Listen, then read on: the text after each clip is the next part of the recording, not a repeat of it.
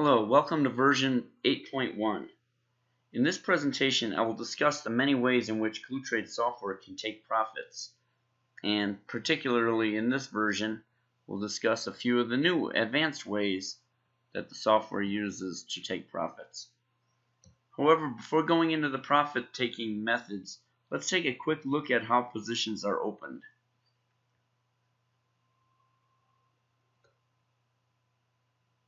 First, we'll look at the declining positions table.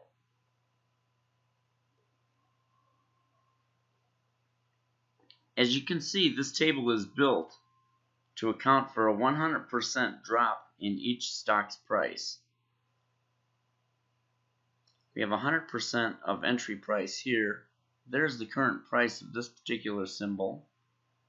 And you can see the table is built all the way to the bottom. The strategy is set to allocate funds to be able to continue to buy more shares even if a stock was to drop all the way to the bottom. The goal, however, is to take as many profits on the up and down wiggles as possible.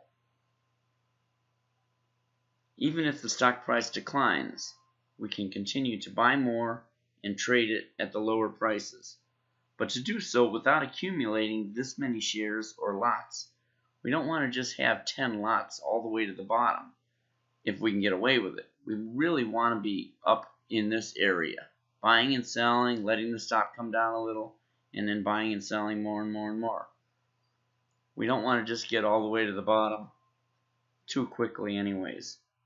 So in this presentation, we'll discuss the built-in profit-taking features to help you achieve this. So let's go to the profit goals.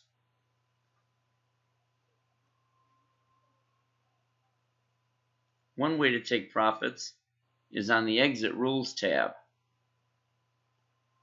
Any rules on this tab, it says a position can be closed if any of these conditions is true. That means the entire position is closed, including all the lots under that symbol. So if you had bought the stock 4 times, if you had 4 lots deep, and you close the position, all 4 lots disappear, or they all close. So you can see this rule here, this indicator, my open symbol net PL. This is at the top of it's the accumulation of all of the lots in that position. How much you're up or down with the open positions. And this rule here says my open symbol net PL is greater than $10. This simply says even if I'm 3 or 4 levels deep, if the average or if the total of all 4 lots is up $10, just close all 4 lots. That gives me a chance to close positions that may even be negative as long as overall all 4 together, all the open lots combined are greater than 10. So that'll close the entire position. And once we figured out that we could do that, the next logical thing was, instead of always just closing like all 4 lots, what if the bottom 2 lots were profitable? Could we close those 2 only? Well, that's the kind of thing that's put into the new release. Let's go and look at the Profit tab. And here are the different ways to take profits. This first way, this is a new method. It's price times shares. So you don't have to say just how far you want the stock to move in terms of 10 cents per share or 20 cents per share. That worked fine in the old days when we were all trading, when all of your symbols were trading at the same lot size, like 10 share lots or 50 share lots. But what happens if you trade different lot sizes, say in $1,000 lot sizes? A $20 stock is going to buy a lot more shares than a $40 stock. Twice as many actually. So by saying I want a $10 profit goal right here, that simply means that you don't have to know how much per share it's moving. You just want the total profit. like $10. Give me a $10 profit. And without having to say, is it 20? Do I want it to move 20 cents a share? Do I want it to move 50 cents? And that was a suggestion that came out a few times in our meetup groups in Arizona. And finally managed to get it into this release. The next method for closing a position is the price move only. Now that's been there all along. This is the one where you say, I just want a 50-cent move in the stock price. So if I have 100 shares, 50 cents is $50. Now $1 a share for 100 shares would be $100, so 50 cents is $50, right? But if you only had 50 shares and you wanted a 50-cent movement, then you'd only be getting $25. So this one here is okay if all of your lots if all of your symbols are trading in the same lot size, then this method here is fine to use. Otherwise, use the price times shares right above it and just say how much you want. The next method is using the percent. I want a 5% return, 5% profit goal. And if the 5% results in a number smaller than 30 cents, then it's going to use the 30 cents. So 5% of a $1 stock is a nickel. So in that case, it's less than 30 cents, so the profit goal would change to 30 cents.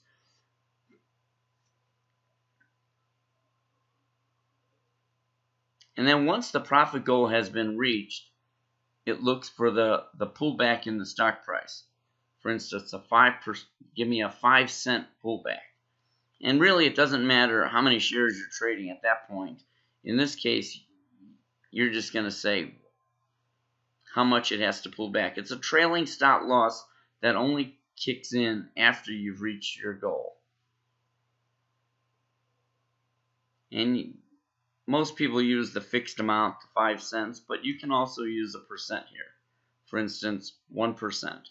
A 1% drop, I want a 1% drop in the stock price with a 3-cent minimum. And then, however, we don't want to wait forever for that to happen, so I don't want to wait for the stock price to drop. So that's where the timer comes in. You can say, after I've already reached my goal, it has every 5 minutes within 5 minutes it must go to a new high. And if it does, then the timer gets reset back to 5 minutes. But if 5 minutes goes by and the stock hasn't gone to a new high, then the position will be closed. And here's an example of that. We already know we have the P represents our profit goal, or profit protection, excuse me, and the Y in the reached column means yes, I reached my goal. So it was Y when we originally released the auto trader. It said, did I reach my goal? Yes, and you could see how much you made. But then later on we added profit protection. So we said, okay, well, we'll put P's on there to depict profit protection. But in each of these cases, it must reach the goal that is set. So in this case here, you could have been looking for a $50 goal, or if this is 100 shares, so it could have been 50 shares or 50 cents per share. But I don't think so, because this one down here is showing $35, which would be probably 35 cents. So maybe it was a 30-cent goal, or maybe it was a 40-cent goal and the stock pulled back to 35 cents. But in any case, these are profit protection, but the Y says, yes, I reached my goal. So the Y's usually take more money than the P's, because you reach your profit protection first, and if it goes higher than that and it reaches your profit goal, then you can take that. However, in any case, in these methods, the stock price must always go above the entry price. The close price is always higher than the entry price. So the only way to close out the top lot, the one where you went in at the highest price, $13.83, would be is if the stock price had gone above 1383 to achieve your goal. We changed that when we started looking at tab 5, the exit rules, and we said, well, if the top number up here, the summation of all of these, is greater than something, then close the entire position. Now, in that case, you would have been able to close all of these, even if they didn't reach the goal, as long as that top number was achieved.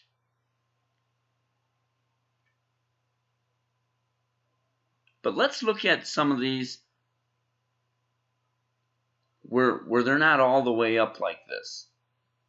Let's look at the new feature, and that is this: combine multiple lots to achieve this goal. In this case, you're able to actually, let's go back, add up multiple lots and say, do 2 of these add up to achieve my goal? If they do, then let me close the position. And here's an example of that. Right here. The profit goal is 50 cents, or $50 in this case. We can see it was $50 here. Even though the bottom one here did not reach the goal, and neither did this one, but together they added up to $66.50. They were greater than the goal if you combine them. So it says, it shows a C there now, which means I've combined. I've combined to achieve the goal. So even though the stock price wouldn't have had to go up,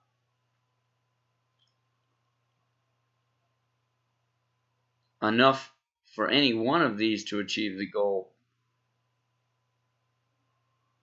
together they made up enough to be able to reach the goal. That's a new method of closing positions.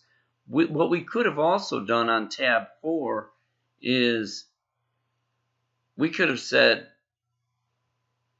in this case, there's $134 if you add all these up.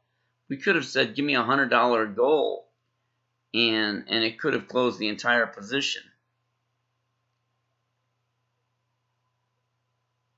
Even though it didn't reach the top price, the top, your highest entry price, which was $94.49. So this is a new feature, the combine option, giving you the ability to close positions that haven't necessarily reached their goal, but with multiple lots combined together, they're able to reach, they can be closed, and you still walk away profitably. So that's a good way to actually add to a position while it's actually declining, being able to take profits while it's in a declining stock as it wiggles around. And you can see here on tab 1, we also have in the final, at the end of the day, where we say anything above $25, give it to me. You can also check the box there and say combine multiple lots to achieve this goal. And that means that it can just take $25 if it can group a few lots together to achieve that. Now, those of you who are trading with Robinhood, where there's 0 trading fees, my auto traders personally are set to 0 here. Anything, I sweep. I don't care if it's 65 cents. Give me the money. So I put 0 in my profit goal. And I don't need, it doesn't matter. And you know, it doesn't matter if I put combine. It's gonna, well, what is 0? Anything. Just give me any money you see. So that's what's in this release.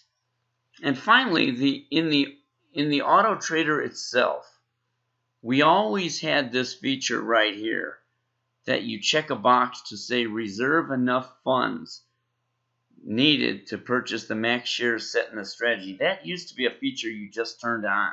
You put a check in the box to say do it. And it reserved 100% of what it needed. See, on the preferences screen, we've now changed that where you can actually select a percent. You can say, yes, by default, it's going to be reserve 100%. That would be the equivalent of the old system where you had the checkbox. And by checking it, you said reserve 100% of the funds needed for the max shares set in the strategy.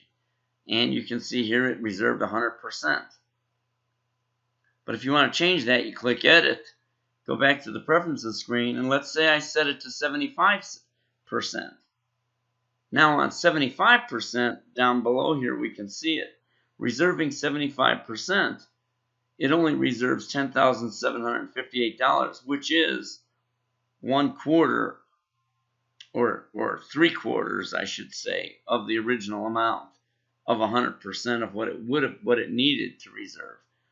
So that freed up 25% of your funds, of your reserve funds, because as Frank put it in our last meetup, he said, what are the odds of all of my stocks going to $1? So if I can just have that big reserve bucket, a pool, and then I can go ahead and take 25% out of that, because at least 25% of my stocks, maybe 1 out of 4, won't go all the way down, then that's funds I really wouldn't have needed in a crash. So therefore, free up that 25% by only reserving 75%. And that extra 25% that's in here flows into your funds available. You can see now you have $20,000 available to add new symbols from your watch list. As opposed to if you were reserving 100%, it only had $16,488. And normally, because this trader, is a demo trader, it didn't utilize all of the funds yet, but we're all used to seeing your funds available should be hovering around 0, because all the money that's in your available funds should be allocated into your position value and your reserve funds combined. So your goal is to get all of your account value being used. So you can see, so it goes into the position value and the reserve funds. But as long as it's over here, that means new symbols can be added from the watch list, and they eventually make it into your active list to be traded in perpetuity. Now finally, updating is simple from the Strategy Wizard or the Automated Trader. Simply click File and download version 8.1. And that's it for this update. And happy trading. Thank you very much.